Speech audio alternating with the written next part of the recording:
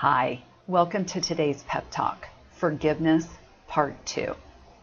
In the previous PEP Talk, where I discussed forgiveness, I talked about reframing the word forgiveness and thinking about it in terms of energy. For some people, thinking about forgiving someone who has hurt them, particularly with regards to past abuse issues, can be very difficult for someone to do. And as I said in the previous PEP Talk, it isn't anyone else's place to tell you whether you need to forgive somebody or you don't. I do think, as I said in the previous PEP Talk, that when we are holding anger towards another person or we are holding resentment towards them, I do think that that actually holds us in a prison, so to speak, and it keeps us from being our healthiest version of ourselves because we're putting all this negative energy out into the world. And so if using the word forgiveness is not comfortable, then thinking about it in the sense of energy and thinking about not sending negative energy out to another person is then going to be helpful for you. What I also wanted to discuss today, I wanted to review reframing the word forgiveness. I also wanted to think about forgiveness regarding yourself. I have many clients who struggle with being angry with themselves or holding themselves accountable for things that's keeping them stuck.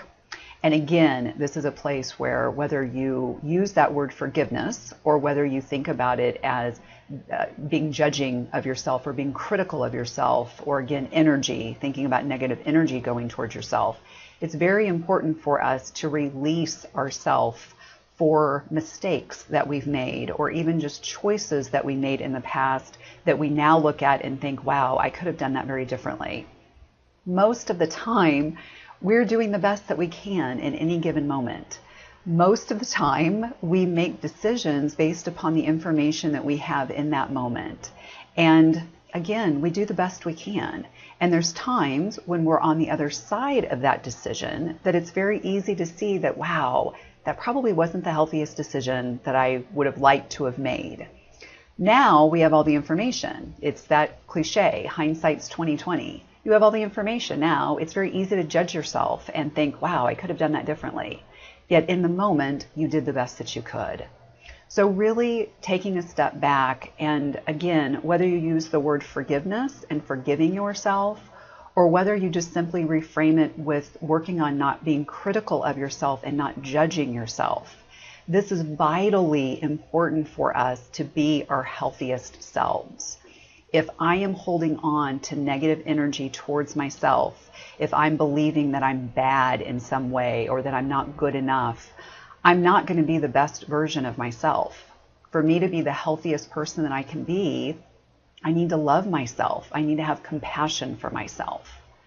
So really think about choices that you've made in the past. And are those choices hindering you today? Are you angry with yourself for them? Are you now judging yourself thinking you, quote, should have, end quote, done something differently?